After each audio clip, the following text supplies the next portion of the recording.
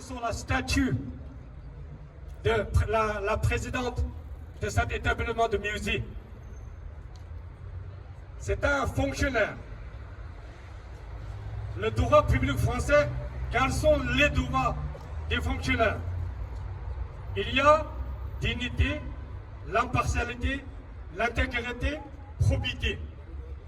Comment ça se décline? La première, la dignité d'un fonctionnaire, c'est adopter un comportement qui ne porte pas atteinte à l'administration. En l'occurrence, les cas échéants, c'est l'administration française. Le secret professionnel et discrétion professionnelle. Interdiction d'exercer d'autres activités professionnelles sauf dérogation. Exemple, l'enseignement. On peut être un enseignant prof dans une université. Deuxième devoir, deuxième obligation d'un fonctionnaire en France, c'est l'impartialité. Ne pas avoir des préjugés, c'est-à-dire, ça se décline sur deux principes suivants. Principe de la neutralité et la réserve.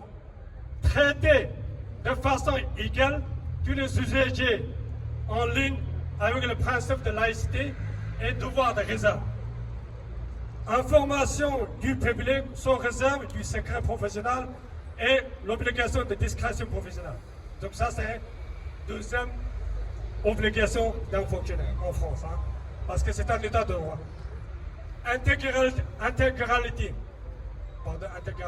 Intégrité, pardon. Exercer ses fonctions de manière désintéressée. Ça veut dire un fonctionnaire payé par l'État français avec l'argent de contribuables. Dans ce cas-là, un agent public ne doit pas conclure des accords, contrats à titre pécuniaire, c'est-à-dire avec de l'argent en jeu. Comment ça se décline? Si elle est soupçonnée par ça, il y a le devoir de probité, ne pas tirer de profit personnel de ses fonctions. Ça veut dire qu'il y a un organe qui est mis par la Constitution française, le contrôle de déontologie des fonctionnaires. C'est là exercé par haute autorité pour la transparence de la vie publique. Donc, la présidente dont nous parlons actuellement, elle a été nommée l'année dernière à la frontière de la région tibétaine de Amdo, province traditionnelle du Tibet, Amdo et le Ouïghour. Il y a un site historique des grottes. En tibétain, on dit Donghuang Yichang, Donghuang. Il y a la translittération dans la presse Donghuang.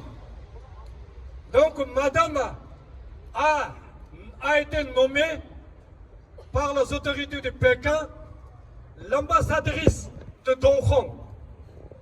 Elle a même souligné ses nouvelles fonctions avec fierté sur l'entente de France Culture. Ce n'est pas de rumeur. Vous pouvez écouter l'émission intégralement sur le Facebook. J'ai mis sur mon mur de Facebook. Elle est devenue la porte-parole des archives de Donghuang. Voilà. N'y a-t-il pas un conflit d'intérêts? Ce sont des questions, des éléments de questions, de réflexion que je vous propose et menez pour vos propres enquêtes avant de ne pas activement conclure, tirer des conclusions. Mais à partir de ses propres paroles tenues dans les médias, à partir de ses interviews dans la presse, on peut étudier de quoi est fait cette dame qui, quand sur son position, elle reniait récemment, elle a fait écrire une lettre par un chargé de communication de musique guillemets, a été envoyée à 6 associations tibétaines de Paris, dans laquelle elle renie totalement d'avoir retiré le nom de Tibet. Elle dit que le nom de Tibet toujours figure dans la salle qui est exposant où les objets sont exposés. C'est un mensonge, c'est une contre-vérité. Elle accuse même ces collectifs des Tibétologues, sinologues qui ont rédigé, qui ont été l'origine de cette tribu. Elle leur accuse de contre-mensonge, contre-vérité. Donc, la bataille est ouverte. Nous, en tout cas, en tant que Tibétains, comme la présidente a bien dit, les premiers intéressés lorsqu'il s'agit de défendre, préserver l'identité du peuple tibétain, le nom de Tibet à l'étranger, puisque ça relève de nos racines, notre propre identité, aussi notre conviction sur l'avenir de Tibet, un Tibet libre, un Tibet tibétain. C'est la raison pour laquelle Langzhou, ce n'est pas qu'un nom dans un musée, parce que on veut rappeler aux institutions de la culture, aux institutions académiques, aux institutions qui publiques, qui incarnent la France, de méfiez-vous différents ruses, tactiques employées par le régime de Pékin qui se fait manipuler beaucoup de régimes africains, maintenant qui commencent en Europe, sauf ils n'arrivent pas à faire dire tout ce qu'ils veulent aux Américains. Seuls les États-Unis d'Amérique résistent. Le reste, les Chinois traitent tous les autres pays comme étant déjà des terrains conquis. Donc, nous les Tibétains, nos amis français, les démocrates, ceux qui croient en l'état de droit, ceux qui croient à la justice, qui seront à nos côtés jusqu'à ce qu'on l'emporte, qu'on remet le nom de Tibet au musée Guivet. Merci beaucoup. Paul Diallo.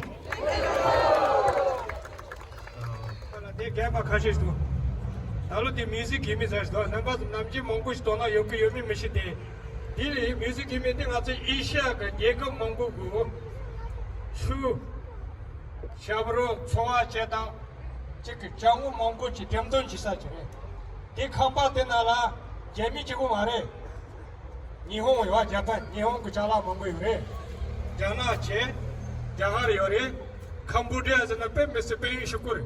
Cambodia ngama Koso kap ko gomba, Cambodia nangba chuje nyanga me kapsa, jahar ka ashuka kapsa, peke Cambodia nangba chushuba darwa, ini Hindu tata bro, koso chala shibu, kunda shibu tene, tene te teju Vietnam kete yore, ini sokpo yore, bod yore, ini peyu, maranza chimse jaga peyu, o tigatir chasan decha mangu shibu yore, tela ishiya ka France Jongo 200 ans, établissement public. France Jongo 200 ans, ici à que des gars d'Amérique, région d'Emdon, c'est ça, d'Emdon Gage. Là, talon dit qui compte que des ganga, Mabo Choudoua. Là, dit musique chimique, Genzen, Sorsol, Django, c'est la Yannick Lens, c'est l'histoire. Morangi, Nivichel, c'est pour le jeune, écoutez bien. Il y a une interview réalisée par un journaliste de France Culture avec le président Yannick Lenz. J'aimerais que je vous invite à écouter absolument cette émission qui dure environ 58 minutes, pour ne pas dire une heure, dans laquelle elle revient le parrainage de la Chine cette année, la peinture, là, ils ont refait la peinture, tous les abords de fenêtres, la façade de Musique Guimet pour marquer le coup, comme on dit en français. Qu'est-ce que c'est? L'établissement de 60 ans de collaboration, ou l'établissement, pour dire dans des termes un peu plus élégants, des relations diplomatiques entre la France et la Chine populaire, Chine communiste. Donc, 60 ans qui commencent à rougir les fenêtres, les façades de Musique Guimet n'est pas un bon indicateur. N'est pas un bon signe. Non seulement la façade qui est rougie, mais à l'intérieur, dans le département, les sections, les salles qui abritent des objets en provenance du Tibet, le nom de Tibet a été retiré. L'objet de notre contestation aujourd'hui a demandé à la direction de Musée Guimet, au ministre de la Culture française, qui exerce une autorité de tutelle sur cet établissement, parce que l'argent de contribuables françaises dépensé pour rémunérer tous ces gens qui travaillent à l'intérieur de ce musée, en quelque sorte, faire briller la France sous un angle, en tout cas en honorant ce genre d'établissement. Donc il y a une intervention chinoise très claire, parce que ce directeur, ou président, pour ne pas dire son nom exact, sa position c'est la présidente du musée Guimet, elle a intervenu dans une chaîne de télévision qui est un relais de propagande de communistes chinois, CGTN en France. C'est une émission qui s'est réalisée en français, francophone. Hein? Donc elle parle étroite collaboration sous sa présidence avec la Chine cette année pour dérouler 3 expositions majeures. Un, c'était sur la peinture chinoise. Deuxième, c'est le chrono porcelain qui marque le XVIIe siècle. Ils ont choisi spécialement la dynastie Ming. Pourquoi? Parce qu'avant la dynastie Ming, c'était la dynastie mongole. La Chine n'était pas libre et indépendante. La Chine était sous l'occupation mongole. C'est pour ça qu'ils ont choisi le XVIIe siècle. Regarde, sur l'affiche là, sur le fond noir, l'or des mines. Regarde. Pourquoi? C'est pas au hasard. Pourquoi la Chine n'a pas choisi 12e et 13e siècle? Pendant plus de 12 siècles, ils étaient humiliés, massacrés, torturés, comme ils le font aujourd'hui contre le Tibétain Ouïghour et le Mongolie. Ils étaient très malmenés par le Mongol. Donc ils n'ont pas choisi la période mongole. Ils ont choisi les Ming parce que c'est la période à laquelle la Chine a retrouvé certaines indépendances et libertés. Après Ming, qui est passé par là? Un tribu nomade qui partage des ancêtres avec le Mongol, Manchu. 1644. Depuis 1644 jusqu'à 1911, la Chine était à nouveau sous l'occupation étrangère. Ils nous traitent, les Tibétains, Mongols, Manchus, les barbares de périphérique, barbares de lointain. La Chine était souvent sous la domination coloniale de ces peuples. Donc, il nous reste une 3e exposition à venir cette année pour marquer l'amitié entre la Chine communiste, autocrate, régime colonial et la France démocrate, dite république. Troisième exposition, ça porterait sur la dynastie de Tang. Tang Jianrou. Tang, ça commence au 7e siècle. À cette époque, l'empereur de Tibet, Songtsen Gampo, a expédié son armée pour envahir, occuper la capitale chinoise de l'époque, Chang'an. En ce moment, c'est Xi'an. Hein? À l'heure d'aujourd'hui, Chinois disent Xi'an. Mais dans la Chinois, vieux Chinois, on dit Chang'an. Donc, les tibétologues, sinologues, qui ont rédigé une tribune pour contester le retrait de nom, l'effacement de nom de Tibet dans ce musée au profit d'un terme, d'une désignation très vague qui n'a aucune racine, aucune référence historique, aucune réalité géopolitique, anthropologique. Donc, monde Himalaya. Qu'est-ce que c'est le monde Himalaya? Ce n'est qu'une amputation mentale débile, quelques intellos qui prétendent être scientifiques. Est-ce que vous avez été dans le monde Himalaya par le passé? Je rencontre aucun Français jusqu'à là qui était dans le monde himalayen. En France, on a drôle de notion, monde arabe, qui n'existe nulle part.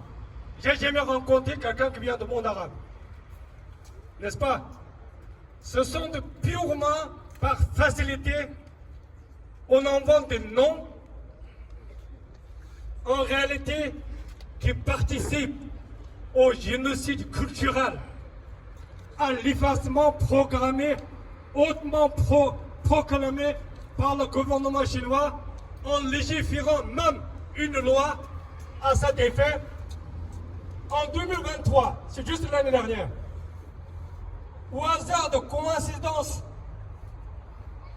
23 mai ou 28 mai dernier, par un décret du ministère de la Culture, une personnalité politique sulfureuse en France, pro-Chine, qui tient une émission de télévision à la gloire de la Chine à l'heure d'aujourd'hui, qui est à la tête d'une fondation, qui va souvent en Chine, qui s'affiche à côté de Xi Jinping très souvent.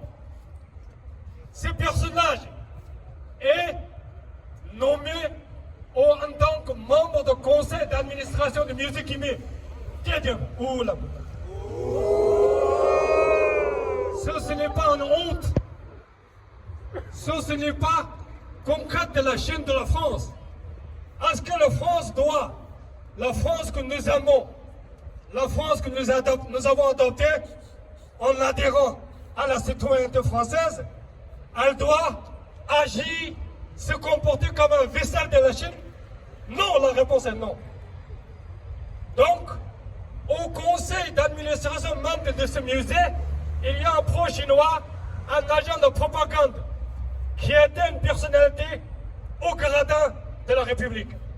Donc, réfléchissez qui peut être. De la caisse, pour que la caisse doit. Maintenant,